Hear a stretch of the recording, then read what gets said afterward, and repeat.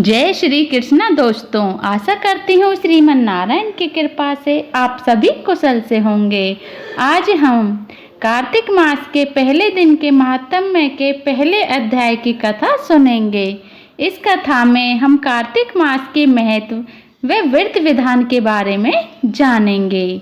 आइए सुनते हैं। बोली श्री कृष्ण भगवान की जय।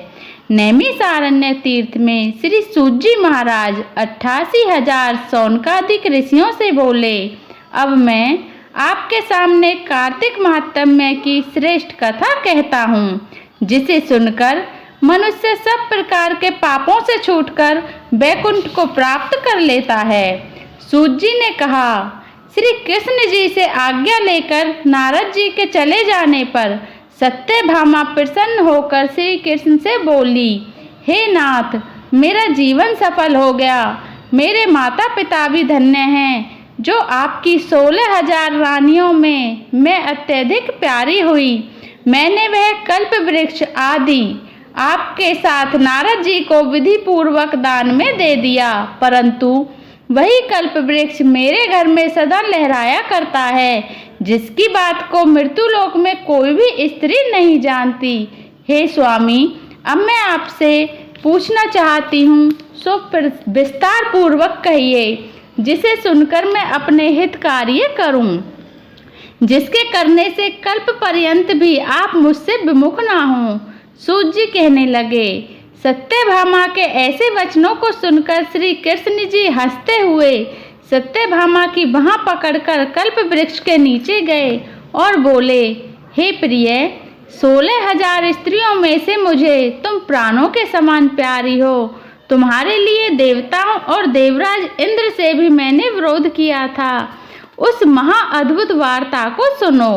सूत जी बोले, एक दिन श्री कृष्ण भगवान ने सत्यभामा के साथ गरुड़ पर सवार होकर इंद्रलोक में जाकर कल्प वृक्ष मांगा। तब इंद्र के ना देने पर गरुड़ का इंद्र से घोर युद्ध हुआ था।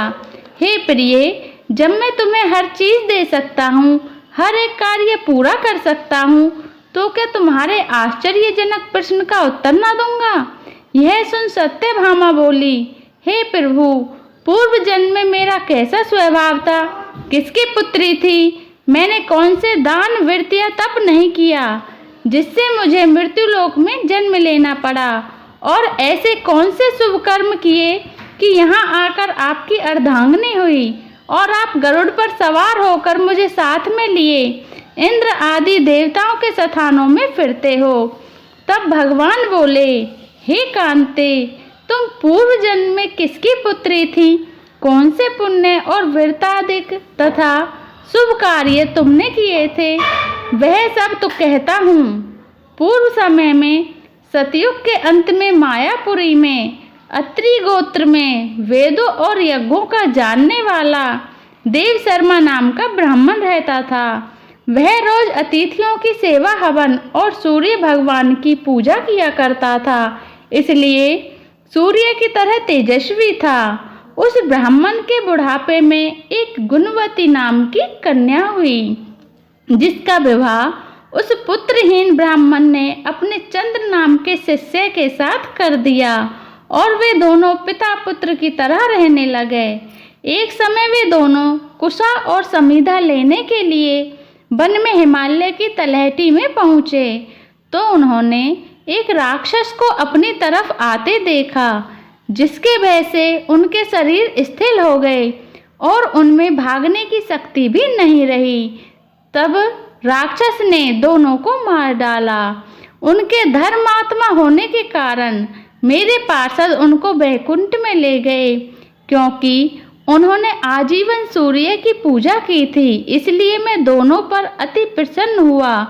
जब वे दोनों विमान पर चढ़े हुए सूर्य के समान तेजस्वी रूपवान चंदन और माला धारण किए हुए वैकुंठ में आए, तब मेरे पास दिव्य भोगों के भोग भोगने लगे। अगर आपको आगे की कथा हम कल के अध्याय में सुनेंगे। अगर आपको मेरी यह कथा अच्छी लगी हो तो इसे लाइक कर देना और चैनल को सब्सक्राइब कर देना। जय श्री कृष्णा। राधे राधे।